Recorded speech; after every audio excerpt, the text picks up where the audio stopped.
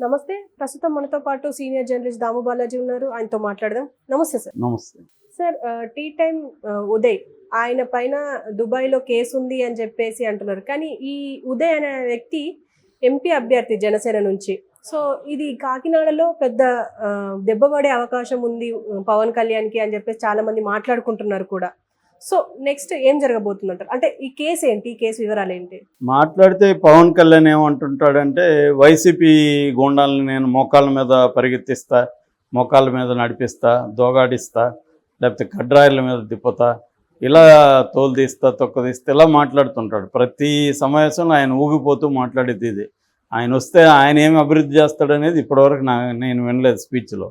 ఎంతసేపు వైసీపీ వాళ్ళని ఎలా హింసిస్తాను అనేది ఆయన చెప్తున్నాడు. మరి అట్లాంటప్పుడు వైసీపీ వాళ్ళు వీళ్ళని హింసించడంలో ఇబ్బంది ఏముంది? నువ్వు కూడా అదే కదా చేస్తావు. సో వాళ్ళు అదే చేస్తున్నారని చెప్పేటప్పుడు నేను అది చేయను, నేను లీగల్గా వెళ్తానని చెప్పాలి. కానీ మోకాళ్ళ మీద ఇతను ఎలా నిలబెట్టిస్తాడు ఎవరినైనా? ఇతను ఏమన్నా స్కూల్లో టీచరా? స్కూల్లో టీచర్ నిలబెడితేనే సస్పెండ్ చేస్తున్నారు ఇవాళ.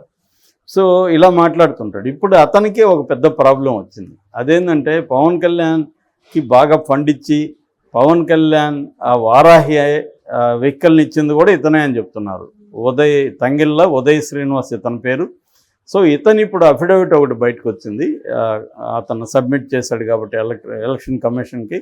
ఆ అఫిడవిట్లో కొన్ని అబద్ధాలు ఉన్నాయనేది వైసీపీ వాళ్ళు బయటికి తీశారు. సో దాంతో ఆ క్యాండిడేట్ మీద వైసీపీ కొంత గ్రౌండ్ వర్క్ చేసింది, ఇన్వెస్టిగేషన్ చేసి కొన్ని విషయాలను బయటపెట్టింది. ఫస్ట్ ఏంటంటే అతని ఎడ్యుకేషన్. మొన్నటి వరకు అతను ఏం చెప్తున్నాడంటే, నేను ఎలక్ట్రికల్ ఇంజనీరింగ్ అండ్ కమ్యూనికేషన్ చేశాను, అది కూడా టీఆర్ఆర్ ఇంజనీరింగ్ కాలేజీలో చదివాను. దాని తర్వాత నేను దుబాయ్కి వెళ్ళి అక్కడ సాఫ్ట్వేర్ ఇంజనీర్గా పనిచేశాను. అక్కడ నాకు నేను అనేక వ్యాపారాలు చేశాను. ఆ డబ్బులతో టీ టైమ్ అనే ఒక చైన్ షాపుల్ని నేను టీ షాపుల్ని పెట్టాను, అది సక్సెస్ అయింది అనేది ఆయన చెప్పుకుంటూ వచ్చాడు. కానీ అఫిడవిట్లో ఏం చూపించాడంటే ఆయన చదువు ఇంటర్మీడియట్. సో వీడి ఇంటర్మీడియట్తో సాఫ్ట్వేర్ జాబ్ ఎలా చేశాడు అని వాళ్ళకి డౌట్ వచ్చింది. దాంతో వీళ్ళు ఇన్వెస్టిగేట్ చేశారు. ఇన్వెస్టిగేట్ చేస్తే దుబాయ్లో ఇతను సాఫ్ట్వేర్ ఉద్యోగం చేయలేదు. ఇతను యాక్చువల్గా అక్కడ క్రికెట్ బుకీగా ఉన్నాడు. బుకీగా ఉండి బెట్టింగ్లో వ్యాపారం చేశాడు, దాంట్లో డబ్బులు సంపాదించాడు. అట్లాగే అక్కడ కొన్ని బ్యాంకులకి పెద్ద ఎత్తున లోన్లు ఎగ్గొట్టి ఇండియా పారిపోయి వచ్చేసి ఇక్కడ టీ టైమ్ అని పెట్టి అతనికి రేపు పొద్దున ఏమన్నా ప్రాబ్లమ్స్ వస్తే పొలిటికల్గా సర్కిల్ డెవలప్ కావాలి కాబట్టి మెల్లగా పవన్ కళ్యాణ్ అండజేరి పవన్ కళ్యాణ్ కొంత ఫండ్ ఇవ్వడం, పవన్ కళ్యాణ్కి ఆ వెహికల్ ఇవ్వడం, ఇలా చేసి పవన్ కళ్యాణ్ని బుట్టలో వేసుకొని ఇప్పుడు ఎంపీగా పోటీ చేస్తున్నాడు. ఎందుకు ఎంపీగా పోటీ చేస్తున్నాడంటే నేషనల్ వైడ్ రేపు సెంట్రల్లో అతనికి పరుపుతుంటే ఈ కేసుల నుంచి ఎస్కేప్ అవ్వచ్చు అనేది అతని ప్లాను అన్న ఒక నెరేటివ్ని తీసుకొచ్చారు. దీనికి సంబంధించి ఆల్రెడీ దుబాయ్ గవర్నమెంట్ లుకౌట్ నోటీసులు కూడా ఇష్యూ చేసిందని ఆ లుకౌట్ నోటీసులను కూడా వీళ్ళు సోషల్ మీడియాలో షేర్ చేస్తున్నారు. ఇది ఎంత నిజము ఎంత అబద్ధం అనేది తెలియదు. బట్ ఇప్పటివరకు దీని మీద పవన్ కళ్యాణ్ స్పందించలేదు. అట్లాగే ఉదయ్ శ్రీనివాస్ కూడా స్పందించాల్సి ఉంది. అంటే వాళ్ళు తీసుకొచ్చింది నిజమా కాదా, బ్యాంకులకి తన లోన్లు ఎగ్గొట్టాడా లేదా, ఈ విషయాలన్నీ చెప్పాల్సిన అవసరం ఉంది. ఎందుకంటే ఇప్పుడు ఎన్నికల్లో అది పెద్ద మైనస్ అయ్యే అవకాశం ఉంది. అక్కడ ఆయనకి ఉదయ్కి మైనస్ అవుతుంది కాకినాడలో. ఓవరాల్గా పవన్ కళ్యాణ్కి కూడా ఇబ్బందికరంగా ఉంటుంది. ఎందుకంటే పవన్ కళ్యాణ్ నేను గూండాయిజానికి వ్యతిరేకంగా పోరాడుతున్నాను, లేకపోతే నేరస్తులకు వ్యతిరేకంగా మాట్లాడుతున్నాడు.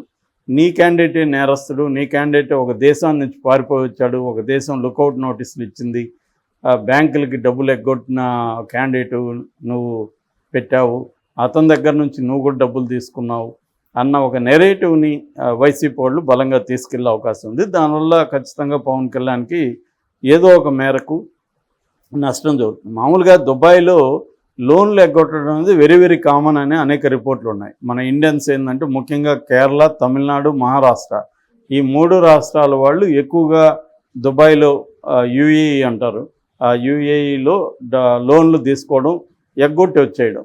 అట్లా వీళ్ళు వదిలేసిన కారులే అక్కడ చాలా ఉన్నాయంట.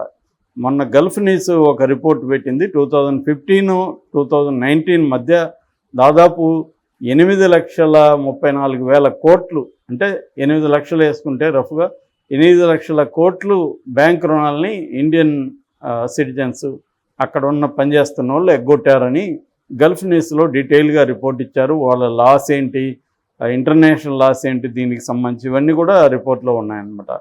అంటే వీళ్ళు ఏం చేస్తారంటే అక్కడికి వెళ్ళడం, అక్కడ పనిచేయడం, అక్కడ అడ్రస్లు పెట్టి మ్యానిపులేట్ చేసి కొంతమంది ఇక్కడ numbers, phone numbers, Indian numbers ఇచ్చేసి ఇండియాలో అడ్రస్లు రాంగ్ చూపించి లోన్స్ తీసుకోవడం, వచ్చేసేయడం. ముందే ఆ లోన్స్ డబ్బుల్ని ఇండియన్ బ్యాంక్స్లోకి వేసుకోవడం, వచ్చేసిన తర్వాత ఆ బ్యాంకులు ఇంకా ఫోన్లు చేస్తూ ఉంటారు. అలాగా చాలామంది ఈవెన్ తెలుగు రాష్ట్రాల వాళ్ళు కూడా ఇదే పని చేస్తున్నారనే రిపోర్టు దాంట్లో వచ్చిందనమాట. సో అయితే ఎక్కువగా చేస్తుండేది ఈ 3 రాష్ట్రాలు, కేరళ, తమిళనాడు, మహారాష్ట్ర. మనకు తెలుసు ఎక్కువగా ఉండేది కేరళ వాళ్ళు. అక్కడ వీళ్ళైతే వ్యాపారాలు కూడా చేస్తారు. అక్కడ వ్యాపారం చేయాలంటే అక్కడ వాళ్ళ పేరుతోనే చేయాలి. ఎవరైనా వాళ్ళల్లో ఎవరినో పట్టుకోవడం, వాళ్ళకి డబ్బులు ఇచ్చేయడం, వాళ్ళ పేరుతో వ్యాపారం స్టార్ట్ చేయడం, ఆ వ్యాపారం పేరుతో లోన్లు తీసుకొని వీళ్ళు పారిపోయి ఇచ్చేయడం, ఇట్లాంటివి చాలా చేస్తున్నారు. అంటే 8 లక్షల కోట్లు అంటే ఇట్స్ నాట్ ఏ జోక్ అనమాట. సో అలాగా ఉదయ్ శ్రీనివాస్ కూడా ఇలాగే చేశాడు. పెద్ద ఎత్తున లోన్లు బ్యాంకుల నుంచి తీసుకొని ఎస్కేప్ అయిపోయి వచ్చేసాడు. ఎందుకంటే ఇక్కడలాగా ఇక్కడ మన క్రిమినల్ కేసులు అనేవి తక్కువ. మనకు తెలిసి ఇప్పుడు సుజనా చౌదరి ఉన్నాడు, బ్యాంక్ లోన్లు ఎగ్గొట్టి ఆయన ఇప్పుడు ఎమ్మెల్యేగా చేస్తున్నాడు. సీఎం రమేష్ ఉన్నాడు, ఎంపీగా చేస్తున్నాడు. రఘురామకృష్ణరాజు ఉన్నాడు, ఎంపీగా చేస్తున్నాడు, ఎమ్మెల్యేగా చేస్తున్నాడు. ఇలాగే చాలామంది ఉన్నారు. బ్యాంక్ లోన్లు ఎగ్గొట్టి కూడా ఇక్కడే మనకు ఉపన్యాసాలు ఇస్తా, నీతులు బోధిస్తా వీళ్ళు టీవీ ఛానళ్ళలో ఉన్నారు. వీళ్ళు ఆర్థిక నేరస్తులు. యాక్చువల్గా నేరస్తులు అంటే ప్రూవ్ కాదు, నేరస్తులుగా ఆరోపించబడిన వాళ్ళు. కానీ వీళ్ళు దాన్ని ప్రూవ్ చేసుకోకుండా వాటిలలో స్టేలు తెచ్చుకోవడం, సెంట్రల్ గవర్నమెంట్తో పరిచయాలు పెట్టుకోవడానికి ఎంపీలు అవ్వడం, ఈ డబ్బులు కొంత ఖర్చు పెట్టడం, దీంతో మళ్ళీ బిజినెస్లు చేయడం, ఇలాగా రకరకాల పద్ధతుల్లో చేస్తున్న వాళ్ళు ఇక్కడే ఉంటారు. కానీ దుబాయ్లో అది సాధ్యం కాదు. దుబాయ్ ఏంటంటే ఇట్స్ ఏ క్రిమినల్ యాక్ట్, అందుకని చాలా స్ట్రిక్ట్గా ఉంటాయన్నమాట అక్కడ. సో ఇప్పుడు దుబాయ్ పోలీసులు ఏమన్నా వస్తారా ఉదయనిధిని అరెస్ట్ చేయించడానికి? ఈ వైసీపీ వాళ్ళే అక్కడ వాళ్ళకి బాబు ఇక్కడ ఉన్నాడు, పలానా చోట ఉన్నాడు అని చెప్పి వాళ్ళని వీళ్ళే పంపిస్తారా?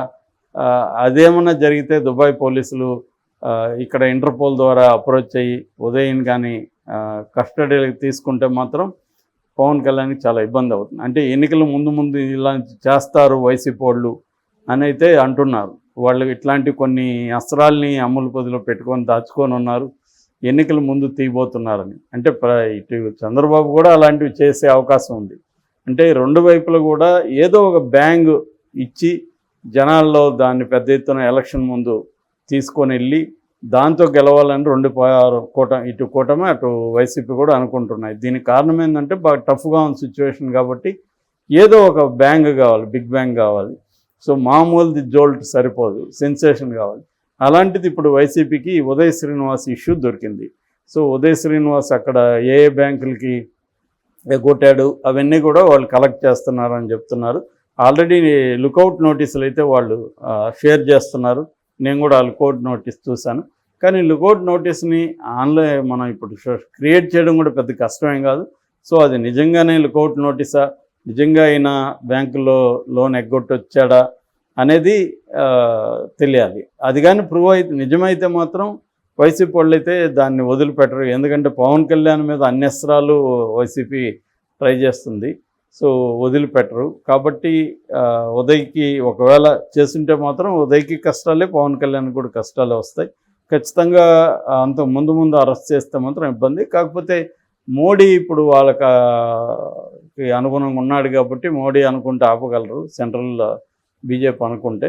మరి ఆ రకంగా పవన్ కళ్యాణ్ ఆపించగలరా అనేది చూడాలి. కానీ దుబాయ్ పోలీసులు వస్తే వీళ్ళు ఆపగలరా అనేది చూడాలి. ఏదేమైనా ఇబ్బంది అవ్వచ్చు. Okay sir, thank you.